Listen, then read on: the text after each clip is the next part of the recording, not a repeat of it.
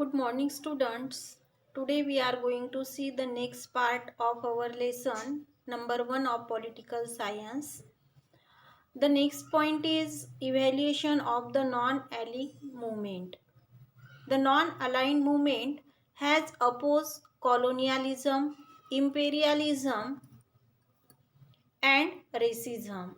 We know that the non-aligned movement is started by Pandit Jawaharlal Nehru, then President of Yugoslavia, President of Egypt, and President of Indonesia, and Prime Minister of Ghana. They supported this non-aligned movement, and this movement is the meaning of non-alignment means not to support any of the superpower nation. They decided to keep aloof themselves from the both the superpowers, and this movement has opposed the colonialism which is started by the British, the imperialism, and the racism.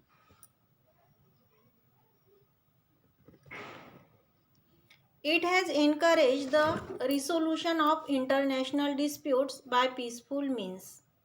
These movements encourage the resolutions, means to solve the international disputes, to solve the international problems among the countries by peaceful means. India led this movement under the guidance of Pandit Jawaharlal Nehru, and the leader of this movement of India is Pandit Jawaharlal Nehru. India started or India led this movement under the guidance of Pandit Jawaharlal Nehru. India continued to actively support the movement afterwards as well. And then afterwards India also continued to support this activity, their activity to support this movement. Even after the end of the Cold War, the importance of the movement has not reduced. And when the Cold War was ended, even when the Cold War was ended, the importance of this movement was not reduced. It remained same.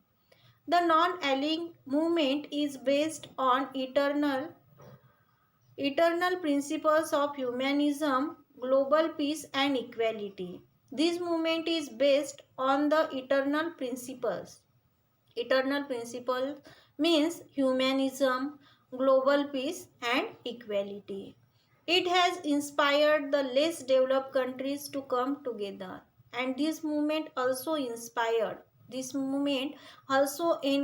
the less developed countries to come together for their development. It has encouraged the resolution of international disputes by peaceful means. It also encouraged the resolution of international disputes. Means the some problems among the nations by peaceful means. The countries, this movement started to solve the problems of international level among the countries by peaceful means without any war. They started with the discussions. While taking a firm stand on disarmament, fostering human rights, the non-aligned movement put forth the problems of poor, undeveloped countries firmly.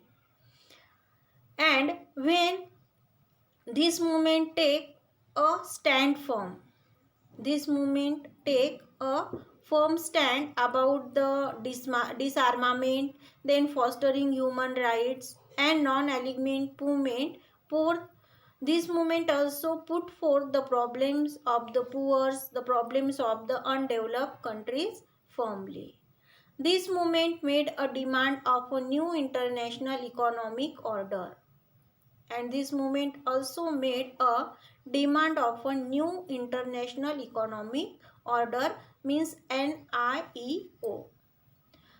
Summarizing briefly, the significance of the non-aligned movement has not reduced even if the Cold War is over.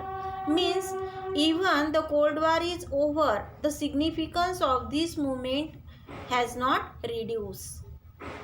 It inspired the less developed countries to come together. It inspired less developed countries to come together. It brought several new streams of economic and social changes into international politics. It also brought several new streams of economic and social changes into international politics. It gave these countries the confidence to assert themselves with self-respect in international policies. It also gave some countries the confidence to assert themselves to be strong in self-respect in international policies. The next point is end of the Cold War. How the Cold War is ended. The Cold War that had dominated international policies since 1945 came to an end. The Cold War, which was started from 1945, it came to an end. It was an important event that happened towards the end of the last century. And towards the end of the last century, it was the important event that took place.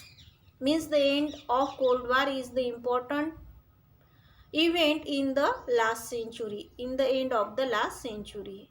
There were many reasons for the end of the Cold War as given below. Here some reasons of the end of the Cold War is given. The first point is the Soviet Union adopted the policy of opening up the economy. Soviet Union adopted. They started to follow the policy of opening up the economy. The state loosened up its control of the economy. And so, as Soviet Union adopted this policy, the state loosened up its control of the economy. Second point is the then president of the Soviet Union, Mikhail Gorbachev, implemented the policies of perestroika, means restructuring, and glasnost, means openness. Due to these policies, the control over the media reduced. Then the Prime Minister of Soviet Union implemented new policies of restructuring and openness, and due to these policies the control over the media reduced. Important changes took place in political and economic sphere, and due to the adoption of this policy, some important changes took place in political and economical field. That is, these spheres were restructured.